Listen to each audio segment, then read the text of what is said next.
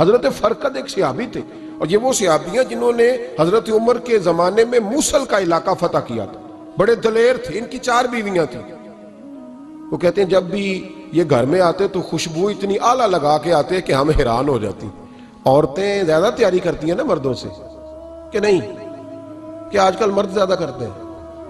چلو میں درد چھڑو، میں اپنی اصلاح کر لوں، تسی دوواں گلاں تے انجن کیتا ہے، اب پتہ نہیں سچ کیا ہے، کون زیادہ تیاری کرتا ہے؟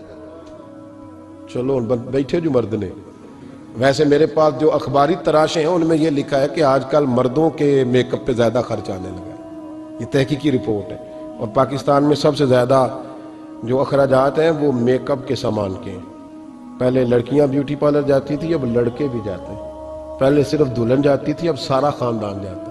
اللہ تعالیٰ معاف کرے۔ اس کے باوجود بڑی غربت ہے ملک میں، پریشانی بھی بڑی ہے، اس کے علاوہ ہمیں غریبوں کا درد ہے، اس کے باوجود ہم لوگوں کی مدد کرنا چاہتے ہیں۔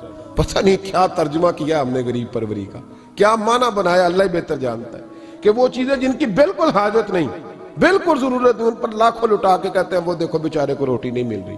تو بھائی آپ مہربانی کرتے خالی کنگھی کر لیتے، باقی پیسے غریب کو دے دیتے۔ لیکن چلے معیار ہے نا ہمارا اپنا معیار ہے، اس پر میں جاتا نہیں، بات نہیں کرتا۔ نبی کریم علیہ السلام کے صحابی، ان کی ازواج کہتی ہیں کہ اب عورتیں زیادہ تیاری کیا کرتی تھیں، لیکن وہ جب گھر آتے نا تو اتنی خوشبو لگاتے، کہتی ہم چاروں مل کے کوشش کرنے لگی، ڈھونڈنے لگی کہ وہ خوشبو کا پتہ کریں جو یہ لگاتا ہے۔ ہم نے بازار سارے تلاش کر لیے۔ عرب کے اندر آج بھی خوشبو کا بڑا شوق ہے، اور بڑی مہنگی خوشبو ملتی ہے، کبھی آپ بازار جائیں، کہتی ساری خوشبوئیں لگا لی، تھک گئیں۔ ایک دن چاروں سوتنے مل کے بیٹھی، کہنے لگی ہم نہیں اس کا مقابلہ کر سکتے، آج پوچھ ہی لے کہاں سے خوشبو لگاتا ہے، پوچھ ہی لیتے ہیں، چلو بات ہی ختم ہو جائے، پوچھ لیں۔ یہ ہم جتنی مرضی آلہ لگائیں، جب یہ آ جاتا ہے نا، کچھ لوگ میرے محفل ہوتے ہیں، جہاں آ جاتے ہیں وہاں چھا جاتے ہیں، تو یہ جب آتے ہیں تو چھا ہی جاتے ہیں۔ کیا کریں، اس طرح کا میرے محفل ہے، کیا کریں اس کا؟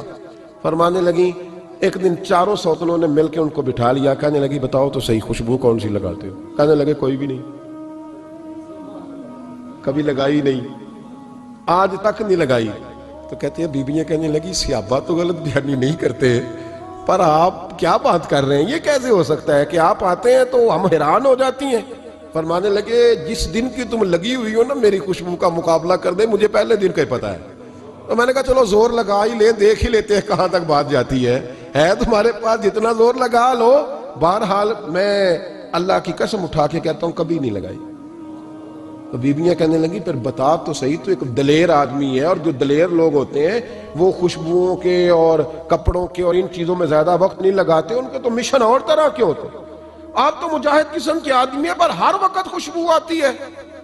تو حضرت فرقد رو پڑے، کہنے لگے بیمار ہو گیا تھا، لاچار ہو گیا تھا، حکیموں طبیبوں نے انکار کر دیا، وجود پر میرے آبلے نکل آئے، پھنسیاں بن گئی، ان میں پیپ بھر گئی، بیٹھ نہیں سکتا تھا، اٹھ نہیں سکتا تھا۔ جب تھک گیا نا تو دروازہ رسول پہ چلا گیا، جب تھک گیا طبیبوں کا تھکایا ستایا حضور کی بارگاہ میں، کہا محبوبہ دیکھے تو صحیح میرا کیا حال ہے۔ حضور ذرا دیکھ کے، چل نہیں سکتا، سو نہیں سکتا، بیٹھ نہیں سکتا، تیرے علاوہ غم کسے بتاؤں؟ کہتے ہیں حضور نے فرمایا 70 ڈھانپ لے، باقی سارے کپڑے اتار دے۔ 70 ڈھانپ لے، کہتے ہیں ٹخنوں سے لے کر ناف تک میں نے 70 ڈھانپ لی، باقی سارے کپڑے اتارے۔ حضور کیا کریں گے؟ فرماتے ہیں نبی پاک نے دست مبارک اٹھایا، برف سے ٹھنڈا، کستوری سے زیادہ مہکنے والا، فرماتے ہیں پورے وجود پر میرے حضور نے دست مبارک ایک دفعہ لگا دیا، اب جدھر جدھر سے گزرتا ہوں ساری دنیا خوشبو سے بھر جاتی ہے۔ یہ نبی پاک کا دیا ہوا نور ہے، یہ حضور کی عطا کردہ شفا ہے، یہ رسول پاک کے حسن کی خیرات ہے۔ ایک شاعر نے ایک فقرہ کا کمال کر دی، کہنے لگا ظلمت کو ان کے نور نے کافور کر دیا، جس پر پڑی نظر اسے بھی نور کر دیا۔